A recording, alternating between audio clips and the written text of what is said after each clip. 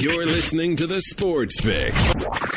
Portions of the Sports Fix brought to you by Harry Buffalo. Harry Buffalo, join the herd.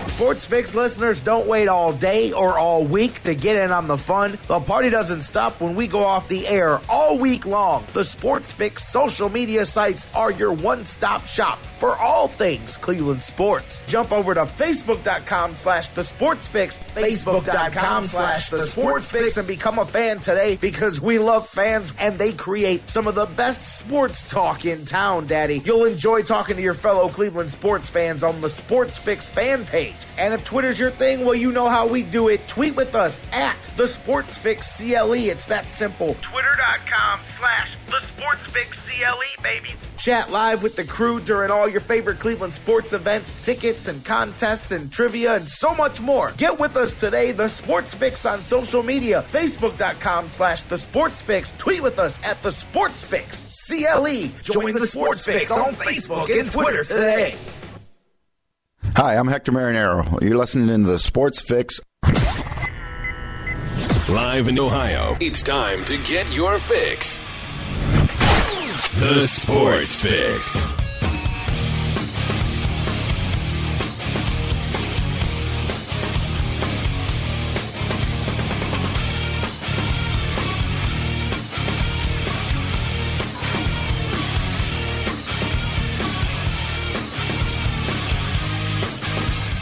There I am. I'm coming. I told you I was coming. Welcome in, everybody, once again. Wednesday. Let me get this right. Hump Day, baby. Edition of the Sports Fix. Time to roll through, push through that Wednesday. Blast you towards the second half, the much more fun half of the week as you head towards the weekend there. It's always a different outlook on things when you're Thursday, Friday area than the old Monday, Tuesday. Welcome back in, you guys, and we've got a lot going. That's right, Bruce. He in the chat room. He knows it. He's grown to love those words. Hump Day, or at least the way they sound coming from me. I don't know, but I'm having some fun here today. Wednesday edition of the show. A lot going on here. A little bit. Well, here we go. I'm going to throw the curse out there. Shorter edition planned of the show today, which means that we'll still be broadcasting at this time tomorrow, most likely. But anyways, we'll deal with that as it comes. We've got Dan Wismar from the Cleveland Fan. He's with us always on Wednesdays. We're going to talk a little Buckeyes with him, talk a lot of Buckeyes as we preview what's definitely going to be a whiteout at Penn State. Big bright lights and a big opportunity for the Buckeyes to continue to try to move forward and progress from the stumble at the beginning of the season, continue to gain some momentum. Of course, it's easy to look ahead to Michigan State in a couple of weeks, but Penn State, no joke, and they're gonna put their best effort forward. You can bet that. We're gonna look ahead to that with Dan Wismar from the Cleveland Fan. We'll talk some Browns with him as the Browns prepare for the Raiders here as well, and a little World Series. We're going to talk about the World Series here, kicking things off, but I know Dan as well loves this time of year, loves the World Series. Looking forward to talking to him about all of that.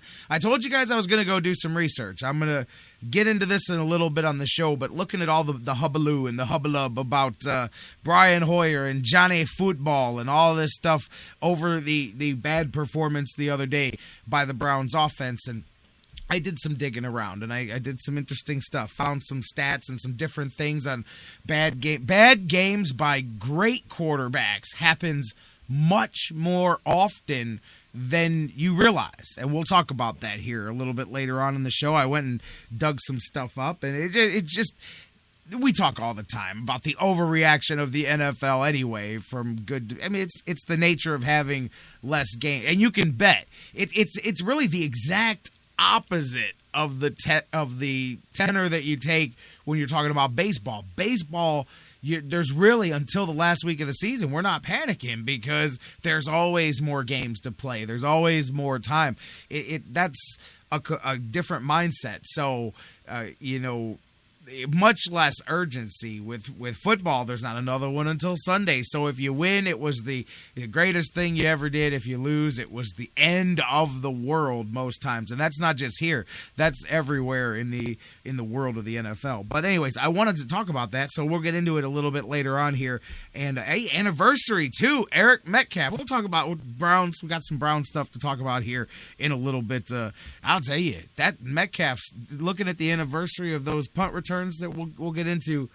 You look at just a couple weeks later, that's how a season can go into the netherworld in no time, from 5-2 to well, you know where things went there. We'll get into that. Talking some Browns in a little bit. World Series, Cavaliers wrapping up the preseason tonight. Dan Wismar, as we said, on tap, previewing some Buckeyes, opening up the phone lines. I see calls already coming in. I've got one in the queue right now. We're going to do all of that and then some, baby. Let's roll. Welcome into the Sports Fix. I am your host, J-Rock, Jerry Myers, with you here. The Big Daddy on the microphone, the coordinator and the conductor of the madness and all the goodness that is the Sports Fix every weekday here live at noon across the Sports Fix radio network. Thank you so much for joining us. Whether that means you're listening on TuneIn and TuneIn's radio app worldwide, perhaps you're enjoying the show on Spreaker and Mixler and their websites and mobile applications. Perhaps you're enjoying the melodic sounds and tones of my voice across the website, our home base, thesportsfix.net. No matter how you're enjoying the show live, welcome in, and welcome into each and every one of you, thousands around the world listening on digital delay on iHeartRadio, iTunes, Stitcher Radio, SoundCloud, all the podcast formats. Anyway that you get the show, subscribe to the show, download it. Thank you so much for doing so and being a part of the Sports Fix universe. I say it all the time. This microphone happens to sit in my studio, but honestly, I can pass it digitally over to you at any time. I do it every day because it's your show. Pick up the phone and take advantage of that. I see callers on the queue. I'm going to go, as a matter of fact, here in just a moment to the first caller. 216-539-7535. 216-539-7535. The number to call if you can't get through. If we're not taking calls, if I'm just being shady with the phone lines, then get at me on Facebook and Twitter and email. Facebook.com/The Sports Fix, or just search for The Sports Fix on Facebook. Tweet at us at The Sports Fix, CLE, all one word. Email us, The Sports Fix at AOL.com, and stay in touch with the show 24/7. Quickly, before I go to the phones, talking about the World Series last night, just as I got on my high horse against the Sabermetrics yesterday and said, well, don't tell me there's no such thing as the hot hand. Don't tell me there's no such thing as momentum. Just as I get myself in a huff there, so momentum what? That's what San Francisco said last night. What momentum were we talking about here? They put a dead stop to that run of the Kansas City Royals that we've watched and enjoyed, and what really had a lot of people thinking, man, these guys got a shot to go keep this thing going.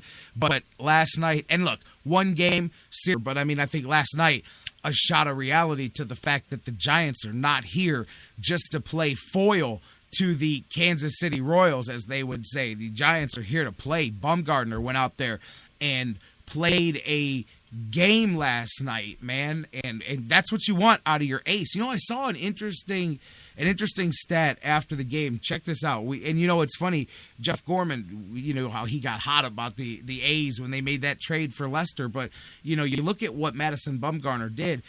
One of the few top pitchers that showed up this year in the postseason. Think about this grouping of guys: Adam Wainwright, James Shields, Big Game James was not big game last night, John Lester, Clayton Kershaw, Jordan Zimmerman, David Price, and Max Scherzer, all aces or number 1B guys on their staff.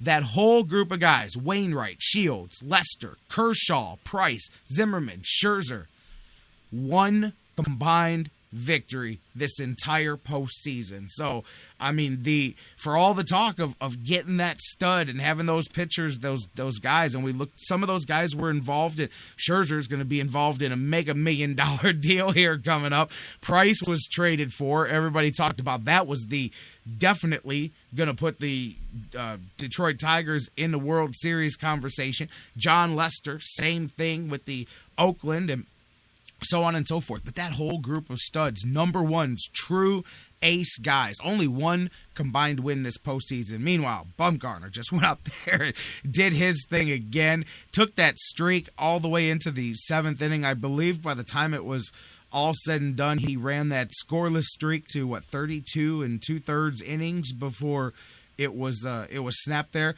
A great performance by them, and exactly what San Francisco wanted to do to start this thing here. You go on the road, hostile territory, take care of business early. I mean, that really, the thing was over right off the bat when you put the 3 spot down in the 1st inning. And now, you put that pressure on the Royals to try to answer back here. And San Francisco knows this thing's going to bounce back to the coast with at least one in hand there. And that's what you want when you're starting out on the road. But yeah, man, momentum what?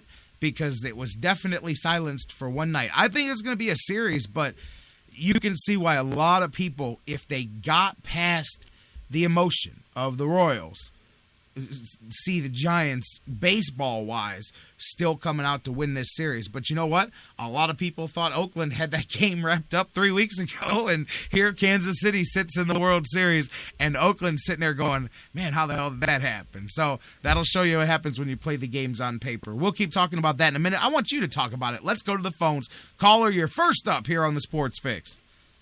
Big Daddy, good morning, Big Daddy. How is it out there in Cleveland? Fantastic, Big Bob. How you doing, my man? Not bad, not bad. What a game last night. What a game. Absolutely. Huh? Big Bob watching it up in Bristol, Connecticut, man. Yeah, good game 1 to the World Series. Yeah, we had a bunch of people. We were watching it, and, Big Bob, he wanted the Giants and our young Indians in there, but I got San Fran taking 4. I think San Fran is going to sweep. Sweep, huh?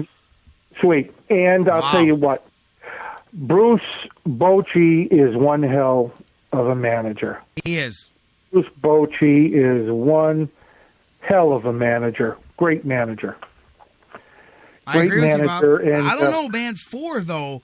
I mean, Kansas City's got some spunk. I do think San Francisco wins this thing in 5 or 6. I do. I mean, you could see it last night. I mean, when I look at their rotation, Jeff and I were previewing the series yesterday, and when you just look at the 4 that they're trotting out there, I'm like, man. I mean, I like Jake Peavy, especially in the playoffs and in the National League where he's better than when he pitches in the American League. I've always liked Peavy. I liked him when he came over from the Padres back in the day, even when he was pitching for the White Sox. Yeah, absolutely. And you got Hudson, and I mean, look, that's a rotation over there. I've always liked the Giants. I'm one of those teams that's one of those teams that I've always never really had a reason not to like. I've never really not, except for the years with Bonds. I wasn't into them when they had Barry Bonds because I just couldn't stand anything attached to the really red flag steroid guys like that. But other than that, I've kind of always, like I said, when I was a kid, I remember getting caught up in watching the Giants. I think they hadn't won something in like 20-some years, and then they had that run with the Dodgers where both teams went over 100 games, and they took it down to like the final game of the season for the